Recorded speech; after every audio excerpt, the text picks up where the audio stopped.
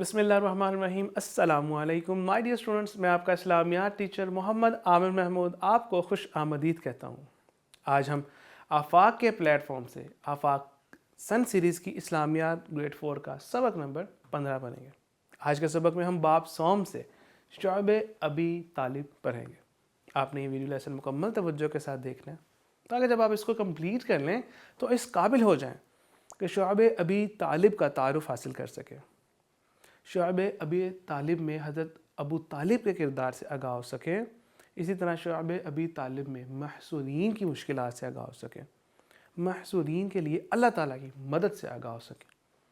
My dear student, شعب اس کا معنی ہے گھاٹی۔ اس کا کیا معنی ہے؟ گھاٹی۔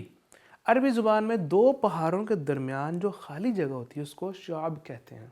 یہ جگہ بنو ہاشم کی ملکیت تھی اور حضرت ابو طالب بنو ہاشم کے سردار تھے، اس لیے اس جگہ کو شعب ابی طالب کہتے ہیں۔ مائی ڈیئر اسٹوڈنٹس، کفار مکہ کا جو غم و غصہ تھا وہ جب نجاشی کے دربار سے واپس آئے تو اس میں مزید اضافہ ہو گیا تھا۔ جو ہجرت حبشہ ہم نے پچھلے سبق میں پڑھی تو اس میں جب مسلمانوں کو امن و سکون سے وہاں رہنا انہوں نے دیکھا تو ان کو مزید غصہ آیا، اور اس کے بعد جب مزید یہ ہوا کہ حضرت حمزہ اور حضرت عمر فاروق رضی اللہ تعالیٰ عنہما کا قبول اسلام ہوا، وہ اسلام لے آئے اور اسلام کی تیزی سے اشاعت ہونا شروع ہو گئی، تو اس پر ان کا غم و غصہ اور بڑھ گیا۔ انہوں نے طرح طرح کی خطرناک چالیں شروع کر دی۔ قریش مکہ وادی محسب میں جمع ہوئے اور بنو ہاشم کے خلاف انتہائی ظالمانہ معاہدہ تحریر کیا اور خانہ کعبہ میں لٹکا دیا، اور جس کی جو اہم نکات ہیں وہ یہ تھے کہ جب تک بنو ہاشم حضرت محمد صلی اللہ علیہ وسلم کا ساتھ نہیں چھوڑ دیتے اس وقت تک قریش کے سارے خاندان بنو ہاشم سے کسی قسم کا تعلق نہیں رکھیں گے، بنو ہاشم سے شادی بیاہ اور خرید و فروخت کے تعلقات ختم کر دیں گے، ان کے ساتھ میل جول اور اٹھنے بیٹھنے سمیت کسی طرح کے تعلقات نہیں رکھے جائیں گے۔ بنو ہاشم کی طرف سے جو صلح کی کوئی پیشکش قبول ہی نہیں کی جائے گی۔ حضرت ابو طالب کا اس کے بعد جو ان کا رول تھا، ان کا جو کردار تھا کہ انہوں نے سب سے پہلے تو ہمارے نبی صلی اللہ علیہ وسلم کی حمایت کا اعلان کیا کہ وہ ان کے ساتھ کھڑے ہیں۔ بنو ہاشم کو شعب ابی طالب میں جمع کیا، بنو مطلب نے بھی بنو ہاشم کا ساتھ دیا۔ ابو لہب پورے خاندان، جو بنو ہاشم پورا خاندان تھا، ان میں وہ واحد شخص تھا جس نے مشرکین کا ساتھ دیا تھا۔ مائی ڈیئر اسٹوڈنٹس، جب شعب ابی طالب میں مسلمانوں نے جو ایک اتحاد کیا، اکٹھے ہوئے، اس کے بعد کفار مکہ تھے انہوں نے شعب ابی طالب کے گرد سخت ناکہ بندی کر دی۔ بنو ہاشم کے لیے زندگی انتہائی مشکل ہو گئی تھی کہ کھانے پینے کی کوئی چیز نہ اندر آتی، نہ کسی طریقے سے اور وہ خود باہر جا کے کوئی لا سکتے اس طریقے سے، تو وہاں پہ جو لوگ موجود تھے درختوں کے پتے کھا کر گزارا کرتے تھے۔ بھوک کی وجہ سے بچوں اور عورتوں کی آوازیں جب وہ روتی تھیں، بچے روتے تھے، گھاٹی سے باہر تک سنائی دیتی تھی، لیکن ان حالات میں بھی مسلمانوں نے ہمارے نبی صلی اللہ علیہ وسلم کا ساتھ نہ چھوڑا۔ قریش کے لوگوں کو پھر بھی ذرہ برابر رحم نہیں آیا کہ کچھ رحم دل لوگ جو تھے پھر بھی وہاں پہ چند لوگ تھے جو چھپ چھپ کر مسلمانوں کی مدد کرتے تھے۔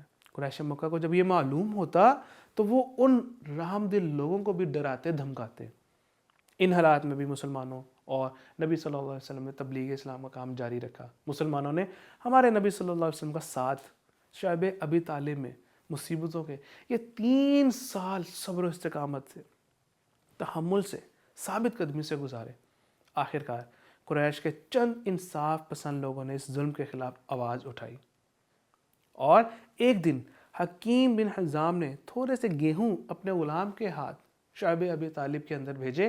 راستے میں ابو جہل نے اسے دیکھ لیا اور اس سے وہ جو گیہوں چھیننے کی کوشش کی۔ اتفاق سے وہاں ابو البختری بھی پہنچ گیا، اگرچہ وہ اس ٹائم کافر تھا لیکن اس کو رحم آیا اور ابو جہل کو کہا کہ تو اسے کیوں روکتا ہے؟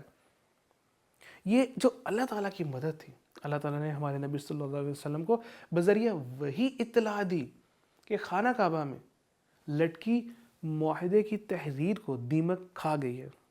ہمارے نبی صلی اللہ علیہ وسلم نے اس بات کی خبر حضرت ابو طالب کو دی۔ حشام جو بنو ہاشم کا قریبی رشتہ دار تھا، وہ چوری چھپے بنو ہاشم کو کھانے پینے کی چیزیں بھیجتا تھا۔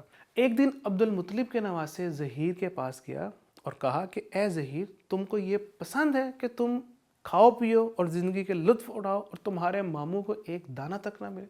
ظہیر نے کہا کہ میں اکیلا ہوں، میں کیا کر سکتا ہوں؟ ایک شخص بھی اگر میرا ساتھ دے تو میں اس ظالمانہ معاہدے کو پھاڑ کر پھینک دوں۔ ہشام نے کہا میں تمہارے ساتھ ہوں۔ وہ دونوں ابو البختری اور مطعم بن عدی سے ملے، پھر اگلے دن سب مل کر حرم میں گئے۔ حرم میں پہنچے تو ظہیر نے سب لوگوں سے کہا کہ یہ انصاف ہے کہ تم لوگ آرام سے زندگی بسر کرو اور بنو ہاشم اس قدر مشکل زندگی گزاریں، میں اس معاہدے کو چاک کر دوں گا۔ ابو جہل یہ سن کر شدید غصے میں آ گیا۔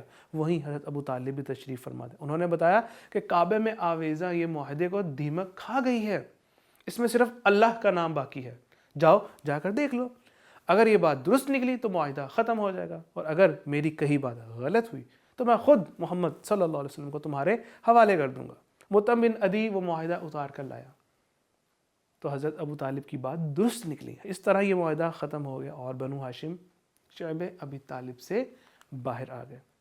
آج کے سبق اہم نکات: کفار مکہ نے مسلمانوں کے خلاف جو چال چلی، بنو ہاشم کے خلاف ایک معاہدہ لکھا، خانہ کعبہ میں آویزہ کر دیا، اور اس طریقے سے جو مسلمانوں پر ظلم کے پہاڑ ٹوٹے کہ وہ شعب ابی طالب وہاں پہ قید ہو کر رہ گئے، کوئی چیز وہاں سے آنا جانا وہ تمام چیزیں انہوں نے روک دی تھی، لیکن اللہ تعالیٰ نے ان کی کس طریقے سے مدد کی کہ وہی کے ذریعے ہمارے نبی صلی اللہ علیہ وسلم کو اطلاع دی، اور اس طریقے سے پھر وہ دیمک نے اس معاہدے کو سارا ختم کر دیا، اور ایک جو اسم گرامی اللہ کا جو نام تھا وہ باقی رہا، اور اس طریقے سے وہ اللہ تعالیٰ نے ان کو اس مشکل سے نجات دی۔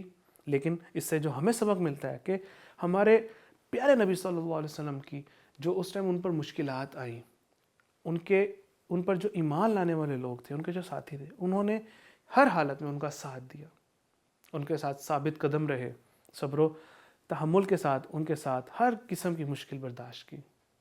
مائی ڈیئر اسٹوڈنٹس، آج کے سبق کے حوالے سے یہ ایکٹیویٹی ہے جس کو آپ نے مکمل کرنا ہے، ویڈیو کو سٹاپ کر لینا ہے، درست جوابات کے نشان لگانے کے بعد آپ نے دیکھنا ہے کہ کیا آپ کے جوابات یہی ہیں۔ درست جواب پر آپ کو شاباش، اور اگر کوئی جواب غلط ہے کوئی بات نہیں، آپ اپنی اصلاح کیجیے۔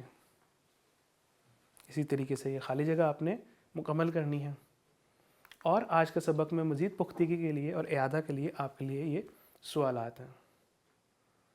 جزاک اللہ خیرا۔